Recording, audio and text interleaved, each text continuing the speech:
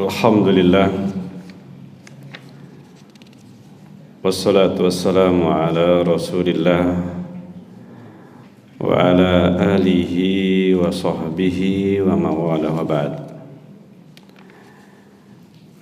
Jamaah sekalian yang dimuliakan oleh Allah Azza wa Jalla, alhamdulillah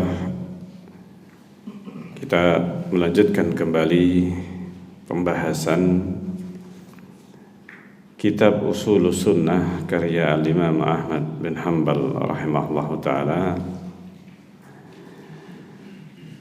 Dan kita akan membacakan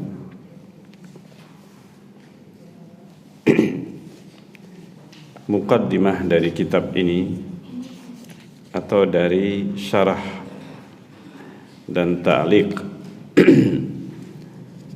dari Syekh Walid bin Muhammad Nabih bin Saifin Nasr hafizahullahu ta'ala, dan beliau salah satu di antara guru saya di yang mana beliau sekarang tinggal di Madinah, sebelumnya di Bahrain. Dan kita akan membacakan sebagian dari ta'liq yang beliau tulis terhadap kitab Ushulus Sunnah karya Imam Ahmad bin Hanbal rahimahullah ta'ala. Kita sudah membacakan atau menyebutkan sebagian atau ringkasan dari biografi Imam Ahmad bin Hanbal rahimahullah ta'ala dalam kajian sebelumnya. Kita membacakan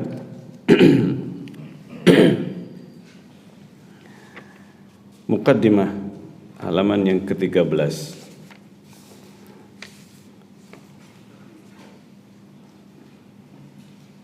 Bismillahirrahmanirrahim. Innal hamdalillahi nahmaduhu wa nasta'inuhu wa nastaghfiruh wa na'udzu billahi min shururi anfusina wa min sayyiati a'malina. Man yahdihillahu fala mudilla lahu wa man yudlil fala hadiya lahu. Wa ashhadu an la ilaha illallah wahdahu la syarika lahu wa ashhadu anna Muhammadan abduhu wa rasuluh. Ya ayyuhalladzina amanu taqullaha haqqa tuqatih wa la tamutunna illa wa antum muslimun. Ya ayuhan nasu taqu rabbakumul ladzi khalaqakum min nafsin wahidah wa khalaqa minha zawjaha wa bassa minhuma rijalan katsiran wa nisaa'a wattaqullaha alladzi tasaaluna bihi wal arham innallaha kana 'alaikum raqiba. Ya ayyuhalladzina amanu taqullaha wa qulu qawlan sadida yuslih lakum a'malakum wa yaghfir lakum dhunubakum wa may yuti'illaha wa rasulahu faqad faza fawzan 'azima. Amma ba'd, fa inna astaqal hadits kitabullah wa khairal hadi Muhammadin sallallahu alaihi wasallam wa syarrul umuri muhdatsatuha wa kullu muhdatsatin bid'ah wa kullu bid'atin dhalalah wa kullu dhalalatin finnar. Amma ba'd. Jamaah sekalian yang dimuliakan oleh Allah Azza wa Jalla, ini muqaddimah yang sering disampaikan atau dibaca oleh Rasulullah sallallahu alaihi wasallam di dalam khutbah beliau, dan dinukil riwayat tentang khutbah yang beliau baca ini dalam beberapa kesempatan, termasuk khutbah nikah. Sampai-sampai khutbatul hajah ini disebut dengan khutbah nikah, yang biasanya dibaca oleh Pak Naib ketika menikahkan atau mewakili wali dari wanita yang dinikahkan, dengan membaca innal hamdalillah ini. Padahal sesungguhnya khutbatul hajah ini disebut dengan khutbatul hajah. Hajah itu artinya semua hajat, bukan hanya pernikahan saja.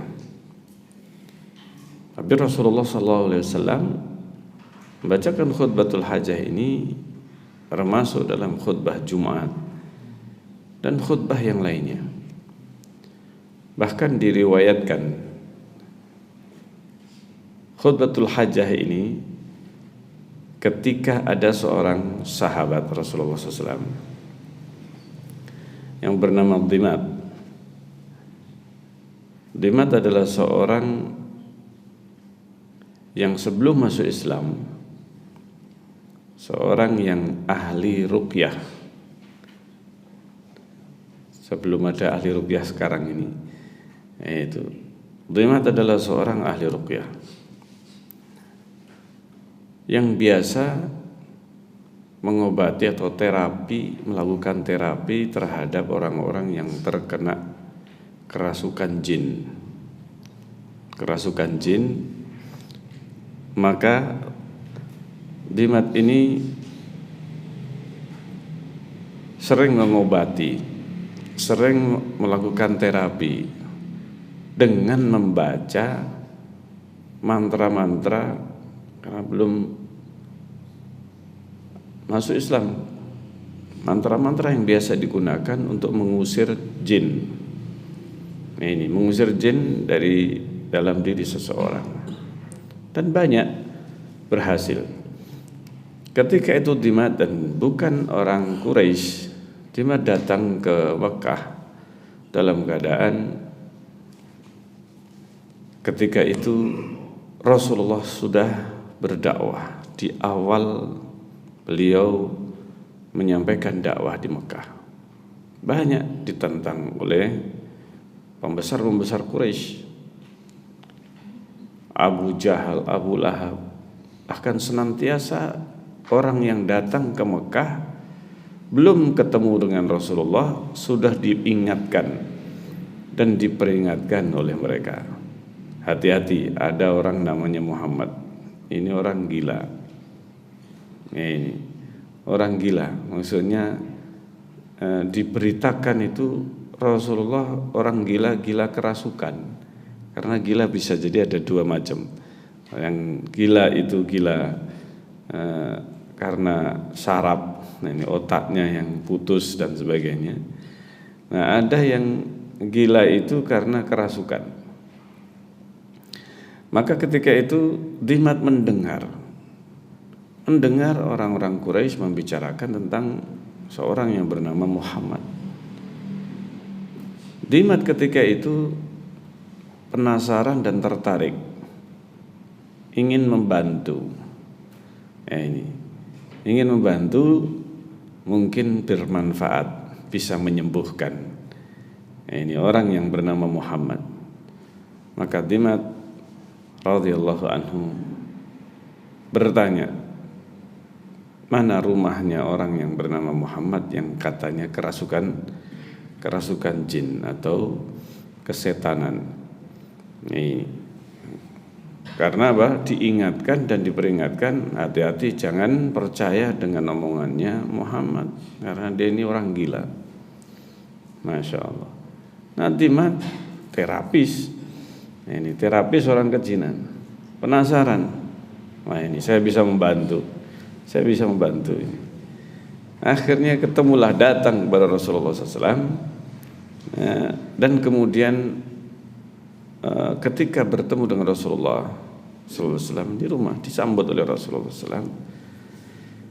Ketika masuk, Dimat mengatakan ini kepada Rasulullah SAW, ini saya orang yang ahli dalam meruqyah, saya biasa meruqyah dan Allah menyembuhkan, subhanallah. Ini Dimat juga mengatakan bahwa Allah banyak menyembuhkan melalui perantaraku. Nah, ini dengan perantaraan diriku. Jadi Dimat ini tidak mengatakan saya menyembuhkan, tidak. Dimat juga mengatakan bahwa Allah sudah banyak menyembuhkan. Allah yang menyembuhkan. Ini salah satu fitrahnya dan keyakinan bangsa Arab bahwa mereka meyakini Allah sebagai pencipta. Ini keyakinan yang sudah berjalan. Ketika itu Rasulullah SAW tidak membantah apa yang dikatakan oleh Dimat. Saya mendengar bahwa engkau terkena atau kerasukan, dan saya termasuk terapis yang biasa menangani, dan Allah sudah banyak menyembuhkan melalui tanganku. Apakah engkau mau juga, kata Dimat. Fahallak, kata Dimat ini menawarkan bantuannya kepada Rasulullah sallallahu alaihi wasallam. Kalau engkau mengeluh tentang hal ini, saya bisa memberikan terapi. Dan sudah banyak yang sembuh melalui atau disembuhkan oleh Allah melalui tanganku. Rasulullah tidak membantah, tidak marah, tapi Rasulullah kemudian ketika itu mengucapkan, sudah menyampaikan Dimat ini apa yang beliau ingin sampaikan kepada Rasulullah SAW, ingin membantu kesembuhan Rasulullah SAW. Maka Rasulullah mengatakan, innal hamdalillah nahmaduhu wa nasta'inuhu wa nastaghfiruh wa na'udzu billahi min syururi anfusina wa min sayyiati a'malina may yahdihillahu fala mudhillalah wa may yudlil fala hadiyalah. Sampai di situ Dimat tercengang. Kata Dimat, a'id alaika kalimatika haula. Coba ulangi lagi kalimatmu tadi. Coba ulangi kalimatmu tadi. Kata Dimat kepada Rasulullah SAW. Kata Rasulullah mengulangi lagi, innal hamdalillah, diulangi 3 kali. Ketika diulangi yang kedua kalinya, Dimat melihat apa yang dikatakan Rasulullah pertama. Dikatakan Rasulullah pertama dengan yang kedua persis, tidak ada bedanya. Innal hamdalillah nahmaduhu wa nasta'inuhu, dan seterusnya sampai terakhir tadi. Ini disuruh diulangi lagi oleh Dimat. Ulangi lagi. Innal hamdalillah, diulangi 3 kali oleh Rasulullah SAW. Maka Dimat melihat, dan Dimat seorang terapis, dia mengetahui orang yang kerasukan jin tidak mungkin mengucapkan kalimat yang sama. Ini mesti kalimatnya ini apa? Ini berubah-ubah. Bahkan kalimat setelahnya mendustakan kalimat sebelumnya. Itu hal yang biasa. Makanya Dimat seorang yang berpengalaman dalam terapi terhadap orang yang kerasukan, orang gila, orang yang stres, orang yang macam-macam ini, dia melihat ini bukan orang stres, ini bukan orang gila. Maka kata Dimat, apa yang disebarkan tentang Muhammad ini, karena ada 2 versi. Karena apa? Ada 2 versi. Bahwa Muhammad ini mengaku sebagai utusan Rasul Allah Azza wa Jalla. Kalau dia mengatakan demikian, jangan percaya, dia sekedar kerasukan. Jadi informasinya bahwa Muhammad ini akan mengatakan dia adalah utusan Allah, dia mengatakan demikian, maka jangan percaya, dia ini orang kerasukan. Apa yang dia ucapkan itu adalah kalimat-kalimat yang itu diucapkan karena dia kerasukan, karena dia gila. Maka Dimat justru kemudian akhirnya melihat bahwa apa yang dikatakan Rasulullah sebagai utusan Allah ini lebih masuk akal daripada apa? Kalau Muhammad sebagai orang gila. Kata Dimat, laqad alimtu. Aku sudah tahu. Ini qaulas sahara. Wa qaulas syu'ara. Wa qaulal kahana. Aku ini sudah mengetahui perkataan para tukang syair, para penyair. Nah, ini para dukun, ini para tukang sihir, saya sudah tahu semuanya. Hafal. Dimat ini menghafal banyak mantra-mantra, jampi-jampi, bahkan perkataannya jin. Ini Dimat ini sudah menghafal banyak mantra untuk memberikan terapi. Ini subhanallah. Maka kata teman, aku sudah tahu kalimat-kalimat mereka. Ini, tapi aku belum pernah mendengar misla kalimatika haula. Ini, aku belum pernah mendengar kalimat seperti yang kamu ucapkan tadi.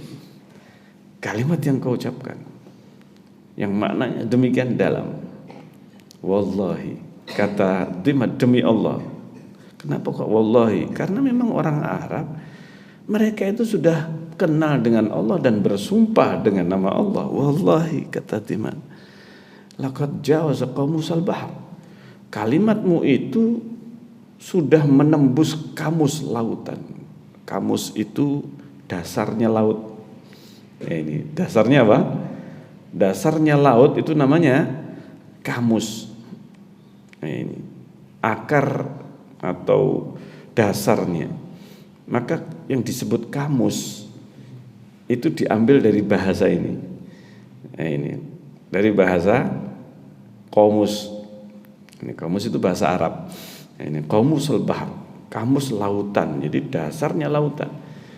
Nah, makanya kamus itu mengumpulkan kata-kata dasar. Kalau kita mencari di kamus, maka kita mencari kata-kata apa? Dasar. Yang biasanya disebutkan di situ. Nah, ini. Adapun kata tambahan peran ke an kalau dalam bahasa Indonesianya kan, itu kata-kata yang ditambahkan. Nah, ini. Maka yang disebutkan di dalam kamus adalah kata dasarnya. Nah, disitulah kata kamus lautan. Kalimat itu sebenarnya sudah menembus kamus lautan. Hati ubayyaka yadaka. Hati yadaka ubayyaka alal Islam. Nah, ini berikan tanganmu, aku baiat masuk Islam, kata Dimat. Subhanallah. Jadi Dimat masuk Islam gara-gara innal hamdalillah. Dimat ini masuk Islam gara-gara apa? Innal hamdalillah, ini yang dibacakan Rasulullah SAW. Ini ketika Dimat mendengar berita tentang Rasulullah Muhammad yang mengaku sebagai Rasul padahal dia kerasukan, Rasulullah membacakan innal hamdalillah, sesungguhnya segala puji bagi Allah. Nah, ini nahmaduhu, kami memujinya, wa nasta'inuhu, kami mohon pertolongan kepadanya, wa nastaghfiruh, kami mohon ampun, wa na'udzubillah, dari kami berlindung, meminta perlindungan kepada Allah dari kejahatan jiwa kami, keburukan amal kami. Barang siapa yang diberi petunjuk oleh Allah, tidak ada yang bisa menyesatkannya. Barang siapa yang disesatkan oleh Allah, enggak ada yang bisa memberi petunjuk kepadanya. Masya Allah. Kalimat ini singkat, tetapi langsung menembus dan merasuk ke dalam hati Dimat dan masuk Islam sudah. Karena Dimat tahu kalimat itu tidak mungkin diucapkan ini oleh seorang yang gila. Justru kalau dia mengaku utusan Allah, maka ini kalimatnya yang luar biasa. Ini bukan kalimat manusia biasa. Ini Masya Allah. Nah itu dan ini yang biasa Rasulullah sampaikan, dan beliau menyampaikan 3 ayat ini, 3 ayat yang dibacakan Rasulullah SAW. Nah, amma ba'du fa inna asdaqal hadis, sesungguhnya sebaik-baik ucapan adalah kitabullah, firman Allah azza wa jalla, kitabullah Al-Quran, wa khairul hadi, sebaik-baik petunjuk Rasulullah SAW, Muhammad SAW. Seburuk-buruk perkara muhdatsatuha, perkara baru. Perkara baru ini bukan hanya sebatas amalan, tapi justru yang paling mendasar keyakinan baru, i'tiqad, ajaran baru, artinya yang tidak pernah diajarkan Rasulullah SAW. Ini yang paling penting, akidah baru. Maka kalau ada muhdatsatil umur, perkara-perkara baru yang tidak pernah diajarkan Rasulullah, akidah apalagi, maka ini bahaya, ini bid'ah. Bid'ah akidah ini paling berbahaya. Bid'ah akidah paling berbahaya. Dan ini asal akar dari bid'ah amaliyah. Itu bid'ah cabang, furu'. Bid'ah yang paling berbahaya dalam masalah akidah. Dan itulah awal bid'ah. Meskipun kelihatannya awal munculnya bid'ah, ini dalam masalah agama ini, itu kelihatannya masalah amaliyah, tetapi sesungguhnya dari balik amaliyah itu terdapat keyakinan. Terdapat keyakinan. Dalam kisah yang disebutkan, dinukil dan riwayat yang disebutkan para ulama, kisah tentang munculnya kaum Khawarij pertama kali. Itu diawali dari sebuah amalan halaqah. Ini halaqah di Kufah, di dekat rumahnya Abdullah ibnu Mas'ud radhiyallahu anhu. Abu Musa al-Asy'ari radhiyallahu anhu ketika itu sedang atau biasa menunggu Ibnu Mas'ud keluar rumah, dan juga para tabi'in ketika mereka ingin bertanya kepada Ibnu Mas'ud, mereka itu menunggu Ibnu Mas'ud keluar dari rumahnya. Ini kesempatan paling memungkinkan untuk bertemu dengan Ibnu Mas'ud. Nah, ini pulang pergi dari rumah ke masjid. Maka mereka menunggu. Kalau mereka keluar Ibnu Mas'ud, Abu Musa al-Asy'ari menyampaikan bahwa ada di masjid atau musola seperti kita ini, musola, masjid. Nah, sebenarnya masjid musola itu yang kita sebut musola, langgar, surau. Itu di sana disebut masjid. Ketika disebutkan kami melihat di masjid atau musola dekat rumahmu ini, antara masjid yang biasa Ibnu Mas'ud sholat, itu mereka berkumpul dan dipimpin oleh seseorang membaca tasbih, membaca tahlil. Dipimpin seseorang dikatakan tasbih 100 kali, tahmid 100 kali, ucapkan alhamdulillah 100 kali, dan seterusnya. Mereka pakai biji-bijian, menghitung pakai apa? Biji-bijian atau semacam tasbih kalau sekarang, tapi mungkin dalam bentuk masih biji-bijian supaya lebih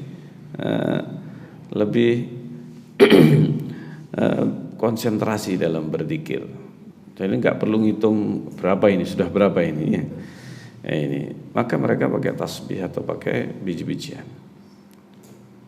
Kata Abu Musa, dan kami tidak melihat kecuali kelihatannya bagus-bagus saja. Kami melihat sesuatu yang aneh yang belum pernah ada di zaman Rasulullah. Seperti itu. Ibnu Mas'ud langsung faham apa yang disampaikan oleh Abu Musa. Kenapa kalian tidak mengingkari mereka? Itu kan perbuatan nggak pernah ada contohnya dari Rasulullah. Nah, ini berzikir pakai biji-bijian, dipimpin seseorang bertasbih 100 kali. Nggak pernah ada Rasulullah memberikan tuntunan seperti itu. Nah, ini kami menunggu perintahmu, kata Abu Musa. Maka datanglah sampai ketika itu Ibnu Mas'ud radhiyallahu anhu ingin melihat seperti apa mereka. Didatangi oleh Ibnu Mas'ud dan sampailah di tempat itu dalam keadaan mereka seperti yang disampaikan, berzikir dan dipimpin oleh seseorang. Maka ditegur oleh Ibnu Mas'ud radhiyallahu anhu. Ini apa yang kalian lakukan ini? Ini apa yang kalian lakukan? Kami menghitung dengan biji-bijian ini atau kerikil ini berzikir kepada Allah. Nah, ini berzikir untuk menghitung zikir kami. Subhanallah. Ini ketika itu Ibnu Mas'ud mengatakan, ini ma asra'a halatakum ya ummat Muhammad. Ini wahai umat Muhammad, alangkah cepatnya kebinasaan kalian. Ma asra'a halakatukum. Hadza siyabu Rasulillah lam tabla wa aniyatuhu lam tuksar. Ini bejana, ini pakaiannya Rasulullah belum lusuh. Bejana Rasulullah belum pecah. Ini, artinya belum lama Rasulullah meninggal. Para sahabat juga masih hidup. Ibnu Mas'ud radhiyallahu anhu. Alangkah cepatnya kebinasaan kalian. Ini kata Ibnu Mas'ud radhiyallahu anhu. Ini akuntum, apakah kalian merasa ala millatin, di atas, berada di atas suatu ajaran yang ada, yang lebih baik, lebih berada di atas petunjuk min millati Rasulillah Muhammad Rasulullah SAW, daripada ajarannya Rasulullah. Am annakum muftatihu babi dhalalah, atau sebenarnya kalian ini sedang membuka pintu kesesatan. Nah, ini ya Aba Abdurrahman, wahai Aba Abdurrahman, ini ma nuridu ilal khair. Ini kami ini tidak menginginkan kecuali kebaikan. Ini kecuali apa? Kebaikan. Kami tidak menginginkan ini kecuali kebaikan. Ini setelah ditegur mereka enggak segera apa? Tidak segera mundur. Ini enggak ada contohnya dari Rasulullah SAW. Seandainya mereka itu selesai, seandainya mereka itu berhenti secara langsung dari apa yang mereka lakukan, ternyata enggak. Nah, ini ternyata apa? Ternyata enggak. Nah, ini. Mereka justru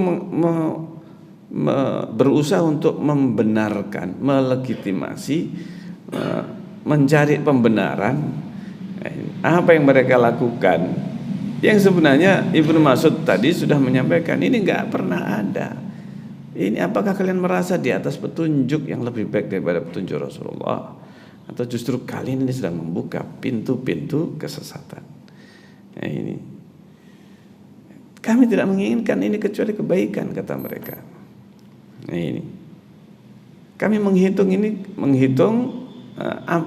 berzikir, tasbih, uddu sayyiatikum, kata Ibnu Mas'ud, hitung saja. Nah, ini kejelekan kalian, nah, ini keburukan kalian. Fa ana dhaminun alla yati'a min hasanatikum syai'. Saya jamin enggak tersisa kebaikan kalian itu apa? Sedikit pun. Nah, ini subhanallah. Kami tidak menginginkan kecuali kebaikan. Ini yang mereka katakan. Yang penting niatnya baik. Nah, ini yang sering kita dengar ketika mereka melakukan berbagai kebid'ahan atau yang tidak pernah ada tuntunannya dari Rasulullah. Ini kan baik, niat kami baik, ikhlas karena Allah lillahi ta'ala. Ini lillahi ta'ala, ini yang dikatakan oleh mereka. Ini ketika itu sama dengan yang banyak kita dengar sekarang ini, alasan sebagian kaum muslimin melakukan amalan-amalan yang enggak ada tuntunannya. Ini sama dengan yang dikatakan oleh mereka. Persis. Apa jawaban Ibnu Mas'ud? Yang terakhir kali ketika sudah mereka ini tetap bersikeras. Tetap bersikeras untuk melakukan apa yang mereka lakukan.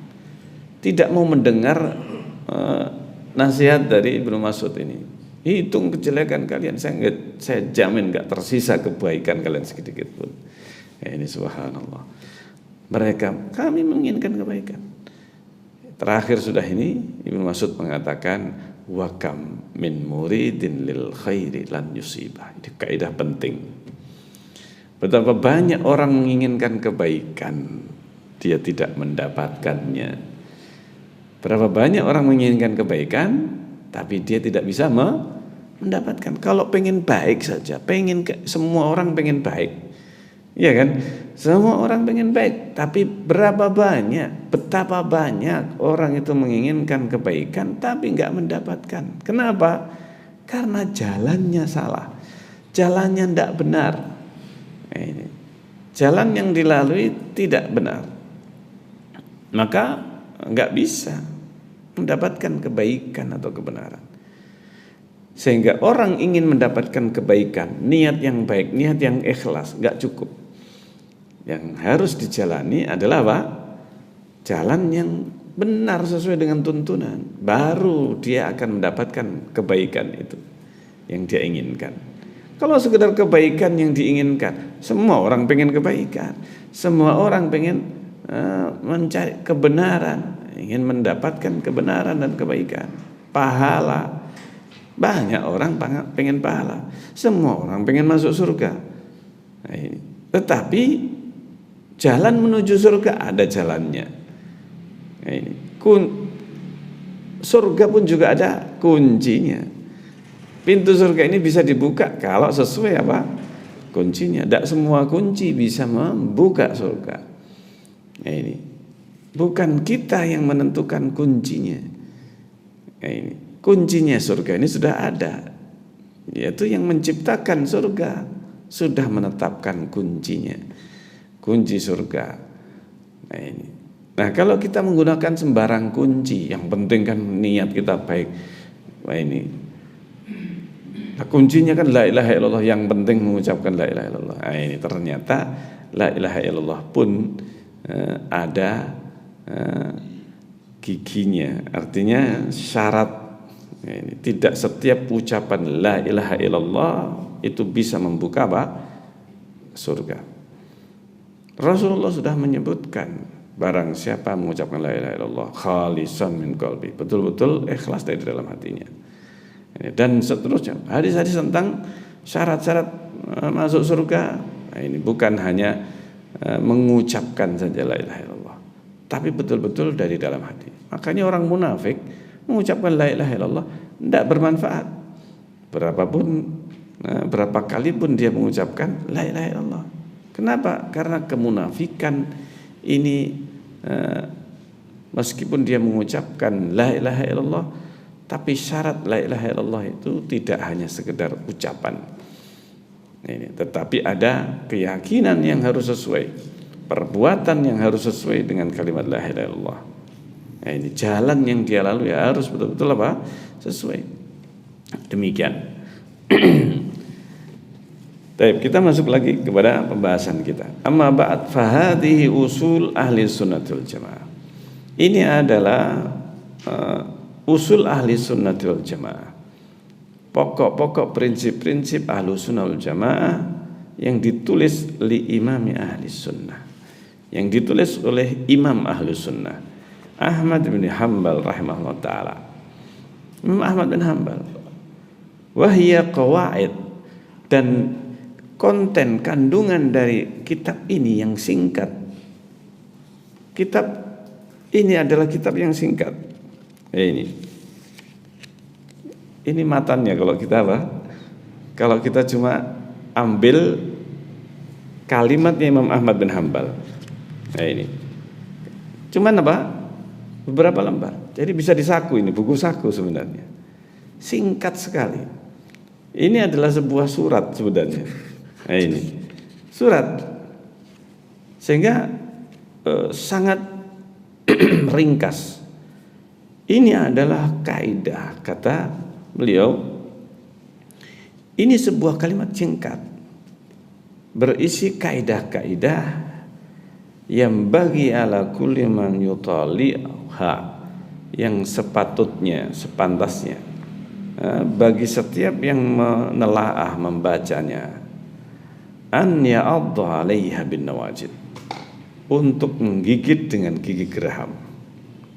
Kalimat-kalimat yang ada di dalam kitab usul sunnah ini singkat, ringkas, tetapi kalau orang membacanya maka secara keseluruhan ini seharusnya, sepantasnya untuk dipegang teguh. Ini maksudnya dipegang teguh, digigit dengan gigi geraham.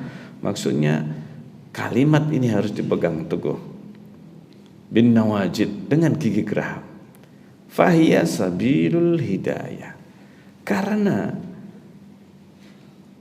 kaidah-kaidah yang ditulis oleh Imam Ahmad bin Hanbal, ringkasan dari intisari agama ini. Intisari agama ini. Ini akidah ahlu sunnah wal jamaah. Ini usul sunnah. Usul ini adalah sabilul hidayah, jalan keselamatan, jalan petunjuk dan keselamatan, wassa'adah dan kesuksesan, kebahagiaan fid daraini, di dunia dan di akhirat, di dua negeri dunia dan akhirat. Darain, dua darul dunia, darul akhirah. Dzalika li'annaha, yang demikian karena usul sunnah yang disebutkan oleh Imam Ahmad bin Hanbal rahimahullah taala di sini, aqidatu salafil ummah. Ini akidah adalah akidah salaful ummah.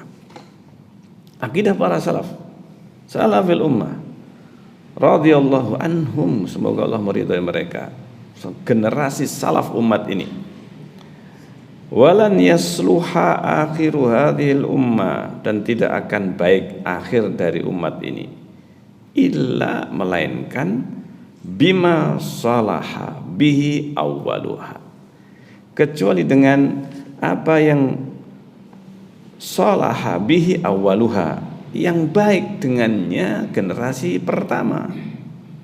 Nah ini, ketika generasi pertama baik dengan akidah, dengan apa yang diajarkan Rasulullah SAW, maka akhir umat ini juga akan baik dengan apa yang sudah baik generasi pertama umat ini. Yang bisa memperbaiki umat terakhir dari umat ini adalah juga yang sama ketika generasi pertama diperbaiki dengan akidah itu. Ya ini, fa in amanu, nah ini kaidah kaidah penting.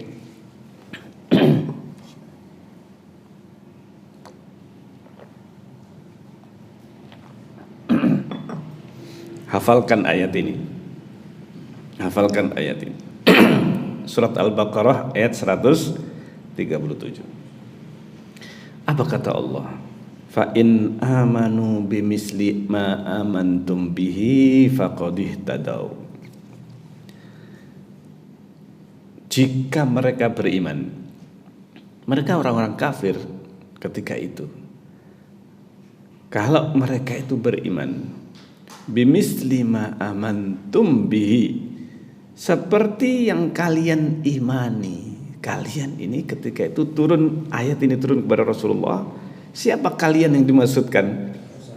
Para sahabat. Fa in amanu, kalau mereka orang-orang yang masih kafir, orang-orang yang masih belum masuk Islam, seandainya mereka beriman, nah ini, seperti yang kalian imani, seperti keimanan kalian, faqad ihtadaw, maka mereka telah mendapat petunjuk. Ini tujuan kita hidup di dunia ini adalah mendapatkan petunjuk dari Allah. Ini petunjuk dari Allah, yang mana orang yang mendapatkan petunjuk, yang beriman kepada Allah, nah ini, yang beriman kepada Allah Azza wa Jalla, iman sebagaimana yang diajarkan Rasulullah SAW. Ulaika lahumul amnu wa hum muhtadun. Mereka lah yang mendapatkan keamanan dan mereka lah yang mendapatkan petunjuk. Siapa mereka? Alladzina amanu wa lam yalbisu imanahum bidzulmin. Ulaika lahumul amnu wa hum muhtadun. Yang beriman dan tidak mencampur adukkan dengan kezaliman, kesyirikan. Ya ini, mereka yang asli dapat petunjuk, dapat keamanan dunia akhirat. Aman di akhirat, aman dari adab. Di dunia aman dari kesesatan. Wahum muhtadun, di dunia dapat petunjuk. Ya ini. Dan kalau sudah dapat petunjuk di dunia, maka di akhirat ketika dia melewati jembatan, dia akan dapat petunjuk. Ya ini. Dapat petunjuk hidayah, dengan leluasa dia melewati jembatan sampai ke surga. Masya Allah. Ini kaidah pentingnya. Kaidah pentingnya kita harus beriman seperti yang sudah diimani para sahabat. Amantum. Ketika ayat ini turun, siapa kalian yang dimaksud sini? Para sahabat Rasulullah. seperti iman kalian, seperti imannya para sahabat. Jika kita beriman, generasi umat akhir umat ini beriman seperti keimanan generasi pertama. Nah, ini fa in amanu bimislima amantum bihi faqad ihtadaw, maka mereka lah yang dapat petunjuk. Nah, ini. Tetapi apa? Wa innamahum fi syiqaq. Tapi mereka fi syiqaq, mereka justru menyeleweng, menyimpang. Nah, ini memecah belah dari jalan yang benar, memisahkan diri dari jalan yang benar. Nah, ini wahya ibaratun an makhtuta nasakhaha Syekhul Hadis fi asrina. Usul sunnah ini, ya ini kata Syekh Walid hafizahullah taala, adalah merupakan sebuah ungkapan kalimat-kalimat yang dinukil dari makhtutat, diambil dari makhtutat. Makhtutat itu manuskrip, tulisan tangan. Itu namanya makhtutat. Masih berupa tulisan tangan asalnya. Ini sebelum dikeluarkan kitab ini, dicetak.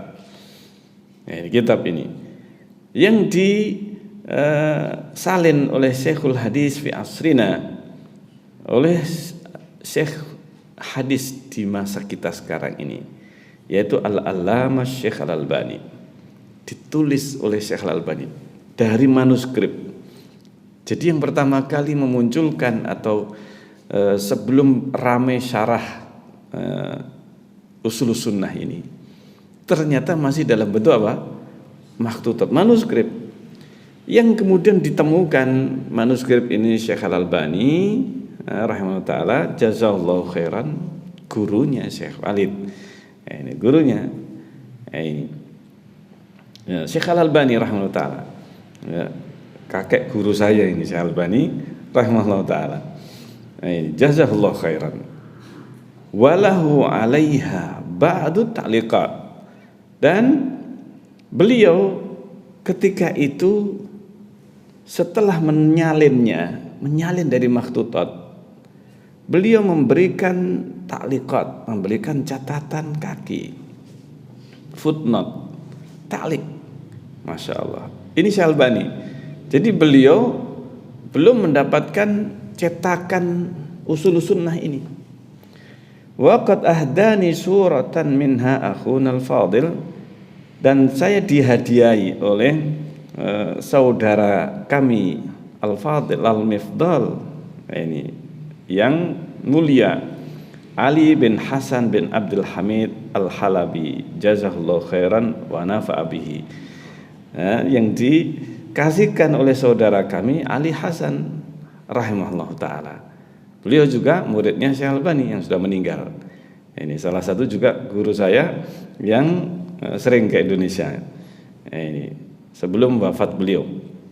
Ini beliau juga memberikan naskah ini, foto ini surah, jadi fotokopinya. Jadi dikopi makhtutat tadi, makhtutat kemudian disalin oleh Syekh Albani. Syekh Albani menyalin, kemudian memberikan apa? Ta'liq, catatan. Dikasihkan kepada Syekh Walid hafizahullah taala. Walam araha tubiat mufradatan min qabl. Saya belum pernah melihat cetakan usul sunnah ini sebelumnya.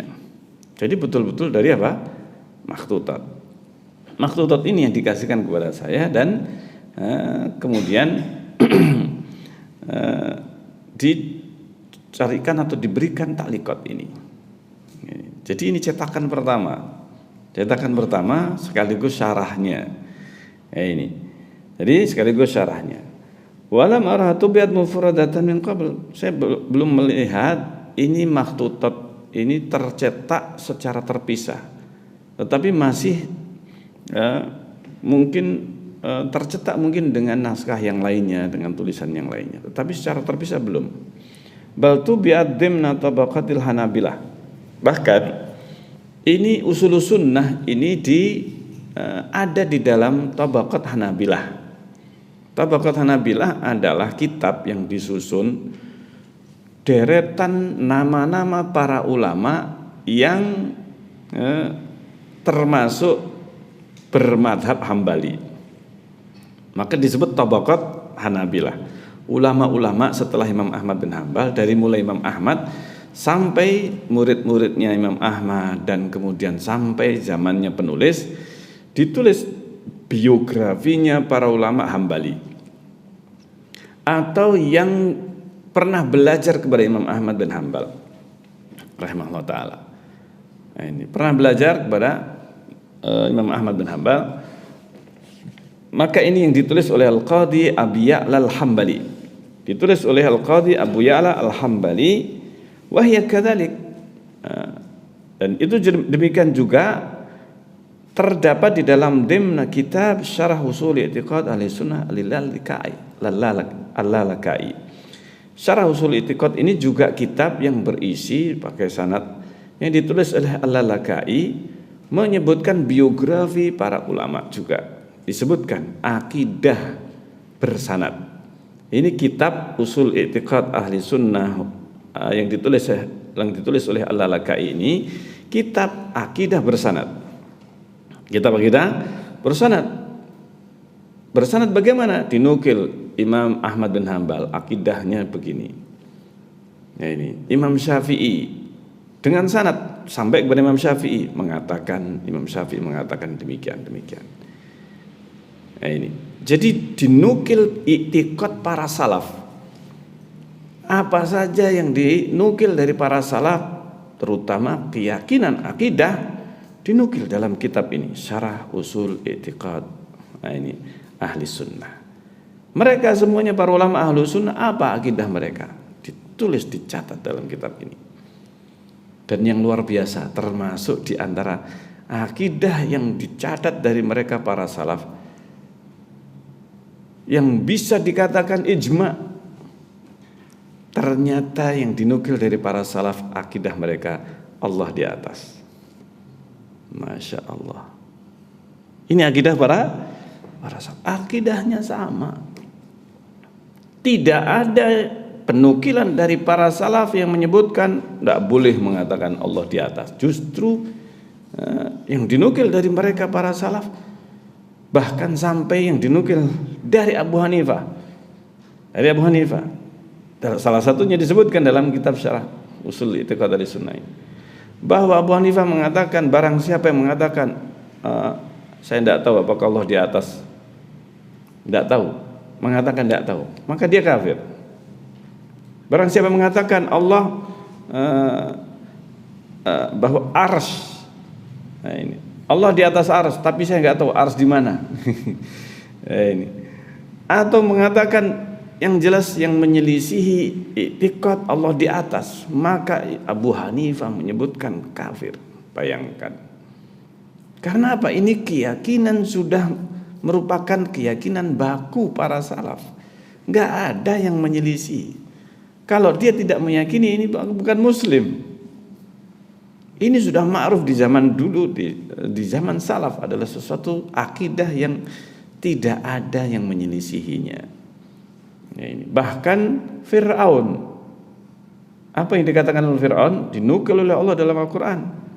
Nah ini, ya Haman, wahai Haman, ini kata-kata Fir'aun. Perhatikan, ini istihza'nya Fir'aun, penghinaan Fir'aun kepada Musa. Ini Fir'aun yang mengatakan, meledek Musa alaihissalam. Ini Fir'aun meledek Musa. Ya Haman ibnili sarha. Wahai Haman, Haman ini menterinya atau orang dekatnya, orang kayanya Fir'aun. Ini. Ya Haman, wahai Haman, bendaharanya Fir'aun ini. Ya Haman ibnili sarha, bangunkan untukku sarha. Sarha adalah bangunan tinggi, menara. Ini. Menara, ini bangunan yang sangat tinggi. Ibnili, bangunkan untukku sarha, la'alli attali', mungkin saya nanti akan menengok ila ilahi Musa, saya mau menengok sesembahannya Musa. Kenapa kok membangun bangunan tinggi? Karena Musa menyampaikan kepada Firaun bahwa Rabbku dan Rabbmu, yang menciptakan diriku dan dirimu adalah Allah yang maha tinggi, di atas, di langit. Nah, Firaun nggak percaya. Firaun tidak percaya dengan omongannya Musa. Nah, ini kata Firaun, saya nggak percaya dengan omongannya Musa. Wa inni la'adunnuhu kadziba. Ini saya pengen tengok ini sesembahnya Musa. Wa innila adunnu kadzab. Saya kira dia itu dusta. Apa yang didustakan? Berita Musa, karena Musa menyampaikan Allah di atas. Musa menyampaikan kepada Fir'aun bahwa Allah di atas. Wa innila adunnu kadziba. Maka Fir'aun mengatakan, aku kira dia adalah dusta. Jadi yang mendustakan Allah di atas siapa? Firaun. Di dalam Al-Quran, wa inni la'adunnuhu kadziba. Makanya Abu Hanifah demikian keras, karena memang demikian. Yang mengingkari kemahatinggian Allah Azza wa Jalla, jelas di dalam Al-Quran disebutkan siapa? Firaun. Bagaimana bisa ada orang muslim mengatakan gak boleh mengatakan Allah di atas, dan mengatakan ini mujassimah? La haula wala quwwata illa billah. Mengerikan. Kalau mereka tahu konsekuensinya ini waliyadzubillah. Ini Fir'aun yang mengingkari kemahatinggian Allah. Wa inni la'adunnuhu kadziba. Saya kira dia itu dusta. Dusta ketika mengatakan Allah di atas. Makanya Fir'aun mengejek Musa dengan mengatakan kepada Haman, bangunkan Sorha. Bikinkan aku Sorha, supaya saya bisa melihat Tuhannya Musa. Saya kira dia dusta saja ketika menisbatkan ajarannya itu kepada Allah yang ada di atas. Ini subhanallah. Ini. Nah, di sini disebutkan di dalam kitab Syarah Ushul I'tiqad Ahlussunnah Al-Lalikai, ini usul sunnah ini disebutkan di dalamnya kalimat secara lengkap, karena memang satu riwayat. Jadi disebutkan riwayatnya Abdus. Abdus ini muridnya Imam Ahmad bin Hanbal, salah satu muridnya yang paling dekat dengan Imam Ahmad bin Hanbal adalah Abdus. Ini salah satu murid terdekatnya Imam Ahmad. Ini bisa disebut sekretarisnya Imam Ahmad. Ini sekretarisnya Imam Ahmad bin Hanbal rahimahullah taala.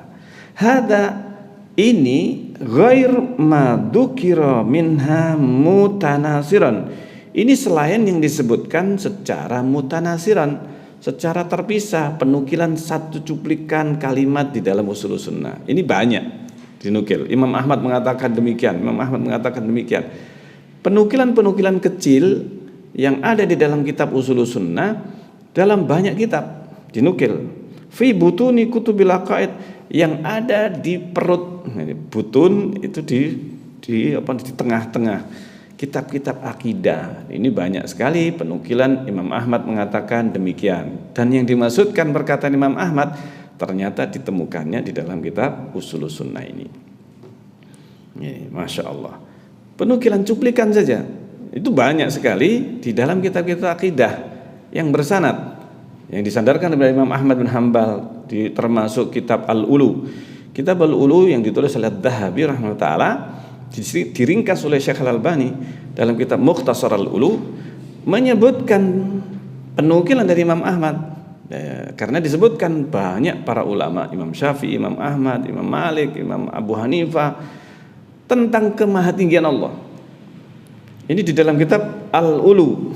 Ini maka dinukil juga perkataan Imam Ahmad yang di dalam kitab Ushulus Sunnah. Nanti kita akan sampai kepada pembahasan tentang kemahatinggian Allah Azza wa Jalla.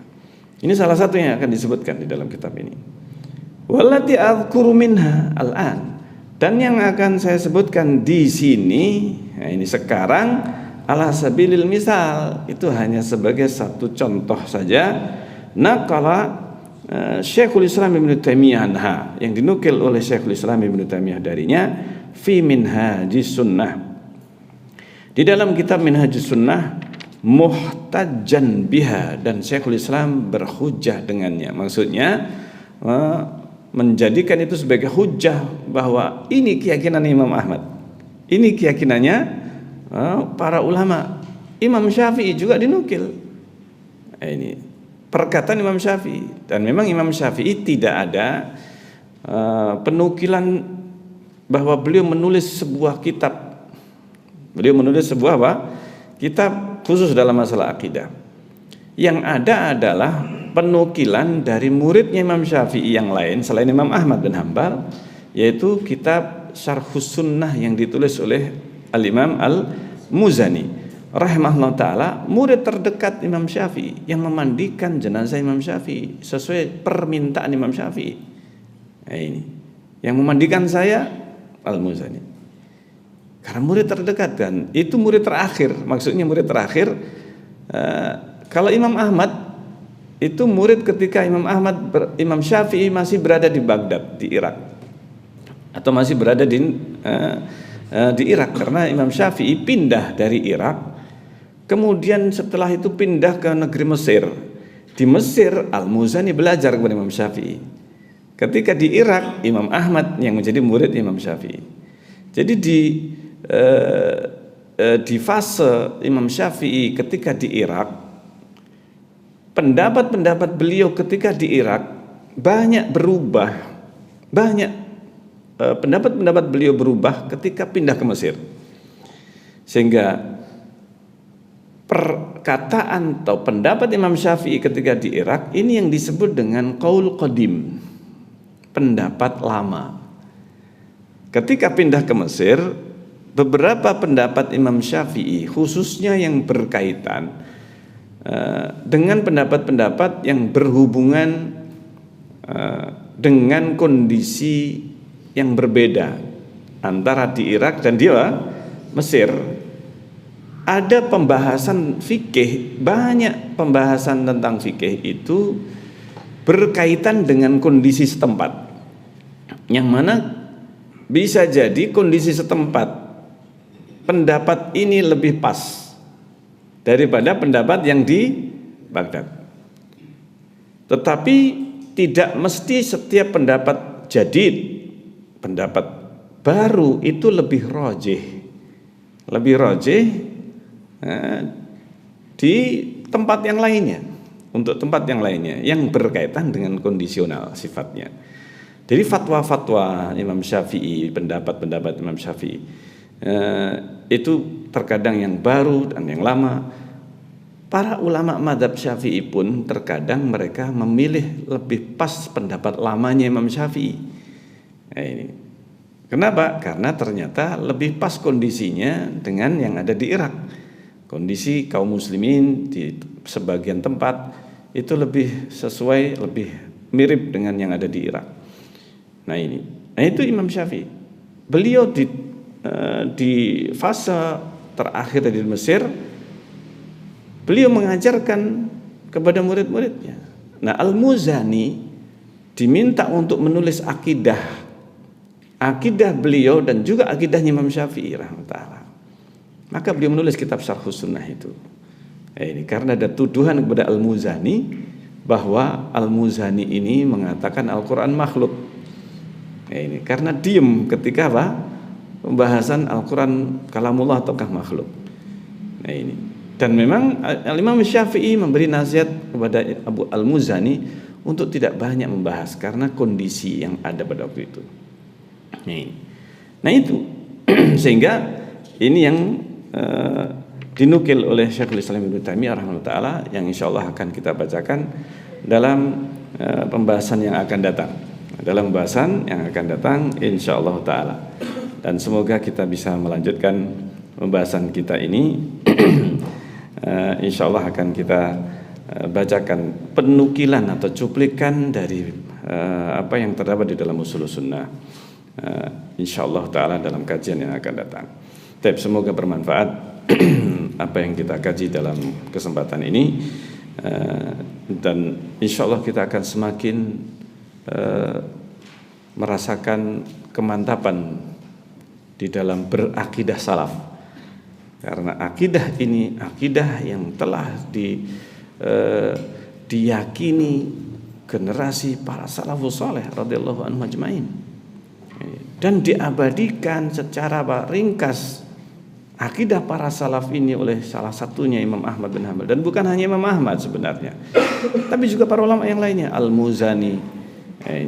Yang bisa jadi kita akan membaca setelah kitab Ushulus Sunnah ini, kitab karya Al-Muzani yang menggambarkan lebih menukik kepada akidah Imam Syafi'i rahimahullah ta'ala, Al-Muzani ini. Dan sebenarnya akidah Asy-Syafi'i, akidah Al-Muzani, dan akidah Imam Ahmad bin Hanbal ini mirip, redaksinya saja yang berbeda. Tetapi apa? Kandungannya, kontennya, ini sebenarnya persis. Persis. Perbedaannya perbedaan redaksional. Perbedaan apa? Redaksional dan diksional. Ini penggunaan diksi atau redaksi yang berbeda, pemilihan kata, tetapi makna yang terkandung sebenarnya mengarah kepada satu akidah. Aqidatus salaf, akidahnya para salafus saleh. Ini radhiyallahu anhu ajmain. Dan ini juga sekaligus membantah perkataan sebagian orang yang mungkin sudah doktor ataukah bahkan mungkin profesor, bahwa para imam madhab 4 mereka bukan ahli akidah. Ini adalah perkataan dusta. Perkataan apa? Dusta dan fitnah. Mereka imam ahlu sunnah bukan dalam masalah fikih saja, tapi mereka adalah para imam ahlu sunnah dalam masalah apa? Akidah. Dan ini lebih penting daripada masalah fikih. Ini yang harus kita pegang, akidah mereka para imam, Imam Syafi'i, Imam Malik, Imam Ahmad bin Hanbal rahimahullah ta'ala. Semoga bermanfaat insyaallah. Kita sampai di sini. Akhiri subhanakallahumma rabbana wa bihamdik asyhadu an la ilaha illa anta astaghfiruka wa atubu ilaik. Assalamualaikum warahmatullahi wabarakatuh.